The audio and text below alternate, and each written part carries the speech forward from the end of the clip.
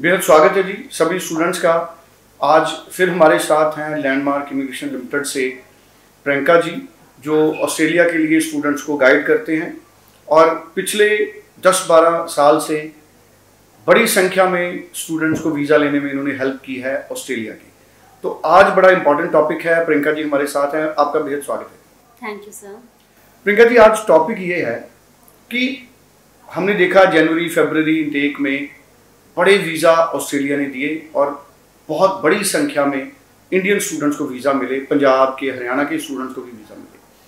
अब अगर मैं बात करूं जुलाई और नवंबर इनटेक में, जुलाई और नवंबर इनटेक में ऑस्ट्रेलिया की यूनिवर्सिटी से वीज़ा का ट्रेंड कैसा रहेगा और कैसे प्रोफाइल्स को ज़्यादा वीज़े मिलेंगे, क्योंकि कंपटीशन बहुत ज़्यादा है। कनाडा में जिन लोगों के रिफ्यूज़ल हो रहे हैं वो भी ऑस्ट्रेलिया में अप्लाई कर रहे हैं, लोग न्यूजीलैंड की बजाय ऑस्ट्रेलिया में अप्लाई कर रहे हैं।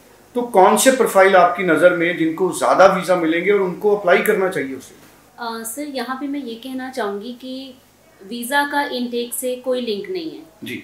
अब हमें बस ये देखना है कि स्टूडेंट्स टाइमली अप्लाई करें, बिकॉज नवंबर सबसे छोटा इनटेक होता है ऑस्ट्रेलिया में। ऑस्ट्रेलिया के जो मेजर इनटेक्स होते हैं फरवरी एंड जुलाई।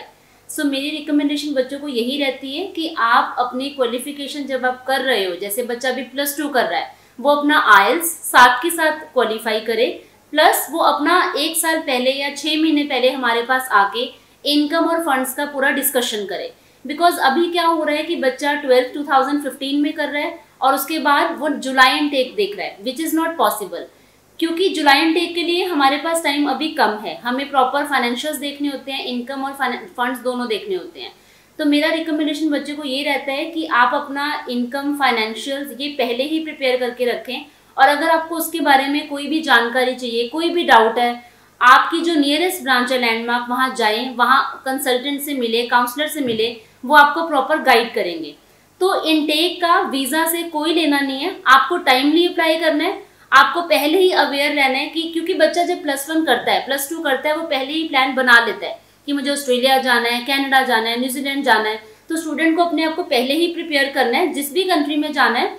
जैसे अब आपने हम यहाँ डिस्कशन कर रहे हैं स्पेसिफिकली फॉर ऑस्ट्रेलिया, तो ऑस्ट्रेलिया के लिए मैं ये रिकमेंड करूंगी बच्चों को कि अब आप अपना टारगेट रखें नवंबर या फरवरी इनटेक को, और ये मत सोचिए कि किस प्रोग्राम को वीज़ा मिलेगा, बट आप जितनी जल्दी हो सकता है ब्रांच में आइए और डिस्कस किए कि आपका पूरा प्रोफाइल तैयार होना चाहिए नवंबर या फरवरी इनटेक के लिए। तो आज मैं यही कहना चाहूँगी, लेकिन अगर आपको इससे ज़्यादा और डिटेल्स चाहिए, आप हमारे नियरेस्ट ब्रांच में आइए और अपनी प्रॉपर इन पर्सन काउंसलिंग लीजिए। बिल्कुल ठीक है। जनरली अगर हम आइल्स की रिक्वायरमेंट करें या परसेंटेज ऑफ मार्क्स की अगर हम बात करें, तो ऑन एन एवरेज ऑस्ट्रेलिया में कितनी परसेंटेज वाला बच्चा +2 के बाद अप्लाई कर सकता है? सर मिनिमम परसेंटेज हमें 60% चाहिए होती है, बट आपको पता ही है कि मार्केट में आजकल फ्रॉड बहुत चला हुआ है। एजेंट्स ऐसे भी मिलेंगे जो बोलेंगे आपको कि ऑस्ट्रेलिया 50, 52, 55 पे हो जाएगा, बट मैं बच्चों को कभी भी ये नहीं बोलूँगी कि आप 54 या 55 पे ऑस्ट्रेलिया को प्रोसीड कीजिए। बिकॉज अगर मैं अभी हमने पुराने डिस्कशन की थी नेविटास के ऊपर, सो नेविटास में भी हमें कम से कम 60% चाहिए, 59 to 60%। तो आप 60% आप लेके चलिए अगर आप ऑस्ट्रेलिया प्लान कर रहे हैं। अगर मैं एकेडमिक की बात करूं, अगर मैं बात करूं आइल्स पीटी की, तो हमें मिनिमम 6 ओवरऑल और किसी में भी 5.5 से कम नहीं होने चाहिए। लेकिन अगर आप टारगेट कर रहे हैं डायरेक्टली यूनिवर्सिटीज़ को, तो आपका जो स्कोर होना चाहिए 6 overall, 6 each in all the modules. बिल्कुल ठीक है। और जुलाई और नवंबर इनटेक के लिए अप्लाई करने के लिए क्या अभी राइट टाइम है? जुलाई के लिए अभी डेडलाइंस क्या शुरू हो गई? So there is no particular deadlines for universities. Universities में क्या होता है कि हमारे पास GSR क्लियर करने का पूरा वक्त होना चाहिए, हमारे पास लॉजमेंट का वक्त होना चाहिए। पहले क्या होता था कि आज हमने फाइल लगाई तो समटाइम्स 24 आवर्स या 48 आवर्स में वीज़ा आ जाता था, but nowadays embassy will take time. अब वो अगर आने में 2 दिन में भी आ रहा है और अगर डिले हो रहा है तो वो 2 से 2.5 महीने भी डिले हो रहा है। तो इस टाइम भी जुलाई इनटेक वी कैन ट्राई। अगर आपके पास इनकम फंड्स या आपका पूरा प्रोफाइल, आइल्स, 12th का रिजल्ट, आपका इनकम पार्ट, फाइनेंशियल पार्ट बिल्कुल रेडी है, तो आप जुलाई इनटेक के लिए भी ट्राई कर सकते हो।